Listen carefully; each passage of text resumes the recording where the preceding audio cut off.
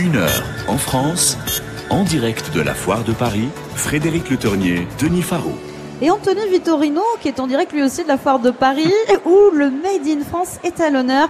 Vous avez quelques coups de cœur, vous, oui, Anthony. Et un gros coup de cœur. Il est surtout pour une nouveauté, le pont des métiers d'art, qui est consacré à l'artisanat et aux métiers d'art. Pour la première fois, on peut y rencontrer plus de 70 exposants répartis sur 1000 mètres carrés. C'est vraiment un espace privilégié, un écrin, et ça va être une immersion dans ce monde des métiers d'art au travers d'ateliers. Et puis Foire de Paris oblige, 2 démonstrations. Alors qu'est-ce que vous y avez vu ?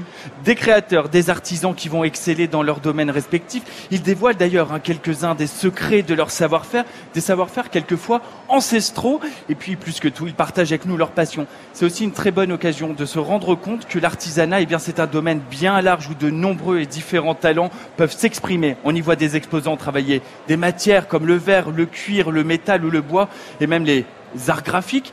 Et puis on peut même être initié à des techniques. Moi j'ai été initié à la dorure ce matin. C'est vraiment une très très belle nouveauté. À la Foire de Paris, c'est aussi le moment du fameux concours Lépine. On l'a vu il y a quelques instants avec l'inventeur du vélo-van qui est venu nous en parler, Philippe Bott.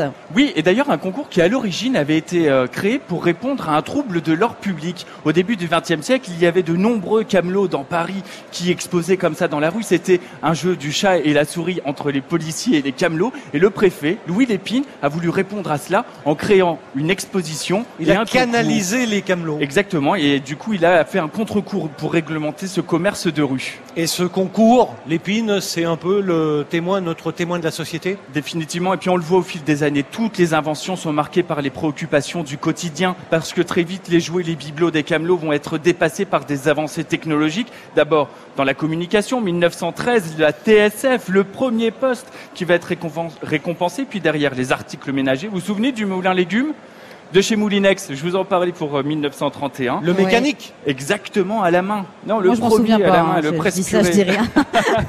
Et puis derrière les innovations médicales avec le premier appareil pour les transfusions sanguines et puis le cœur artificiel en 1937. Parmi les exposants de cette foire de Paris, Anthony, dans quel domaine excelle le Made in France, le vôtre finalement? Eh bien, le mien, dans des domaines très très variés. Beaucoup de créateurs de bijoux sont présents, d'articles et d'accessoires de mode, mais aussi l'innovation avec un scooter électrique qui vient de Grasse, c'est E-City. Et puis, on nous propose même de nous dédoubler. Qui n'a pas rêvé d'avoir son double? C'est possible grâce à l'impression 3D. Et c'est une mini statuette à notre effigie qui est proposée avec C'est mon double, une jeune start-up. Merci beaucoup Anthony Vittorino. Votre chronique à retrouver comme chaque jour en podcast sur francebleu.fr.